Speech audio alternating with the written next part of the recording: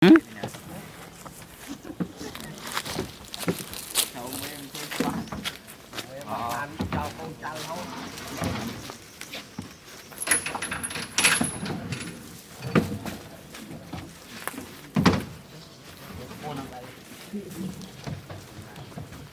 không à? Tùy nè. Không, à thế là hối. Một cái đấy trong hối. À hối cho anh em không?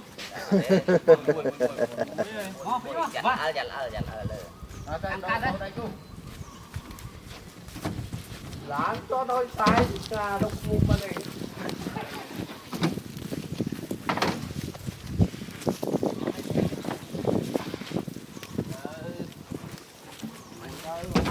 Còn lại tôi giật mình cố đấy đó. Ôi nơi đánh xa chứ. Đánh xa rồi một đó. Đánh cái lâu hơi đánh xa, đánh cái lâu. Đánh cái lâu à. Đánh cái lâu chứ đấy. Đây mà thầm một cú đánh cái lâu hết đấy. Đánh cái lâu thì Vậy con đây là băng này. ô về ra lên xe xe. Khi nó tay tôi sắp lâu nó không phải chưa thứ nha.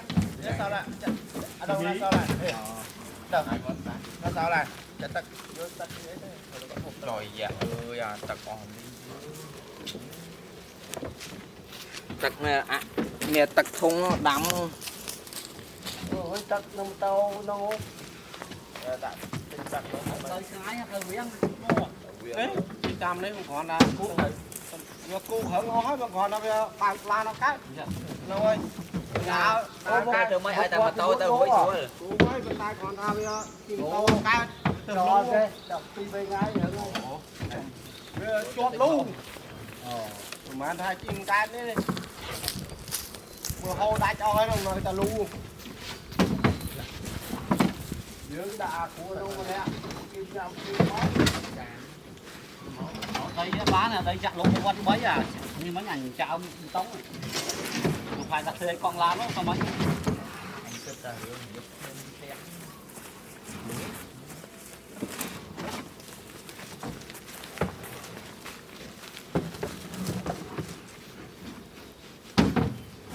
Trời ơi. Về trên máu ấy. Hiệp rồi. Anh tôi có thể hiệp lại. Rồi quay ra cái quạt đó. Ủa, ở đây không có. Đây là cái quạt. Đây ai được quay quạt đua ở đây. Trong mặt đấy Mùng chiêng khích. Chết nhờ. Cây nhà tôi mỗi hôm mấy khoai trăm đang ở con anh quá thì ở đây đi ra tập tập rồi có bao nhiêu đấy nhiều nè tập không của chia đất đất từ đất Cái nam ta theo đất nó à phun lời lư lan của mình đây. Quát chạy trường theo pin lan tôi dùng mấy đang chắc tôi à thèm mà tôi nơi à không không chưa lấy nông lòng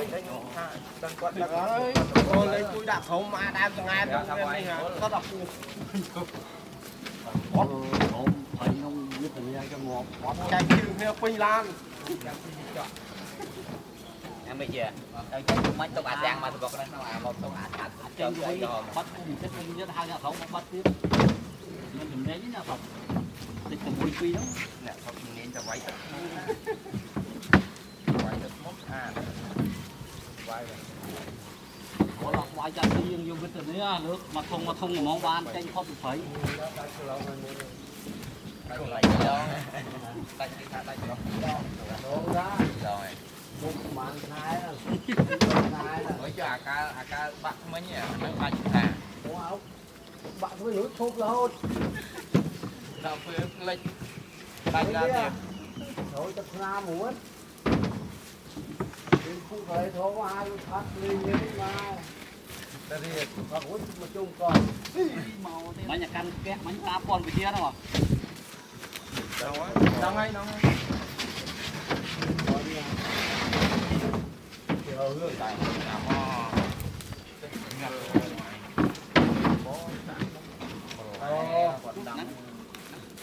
ngập vậy cả cờ khuôn đấy cái ăn lấy chu đi đây giờ tới đà nẵng lại nắng trong mưa thời can bà chui cô chui để tạt tới đảo đâu tới nói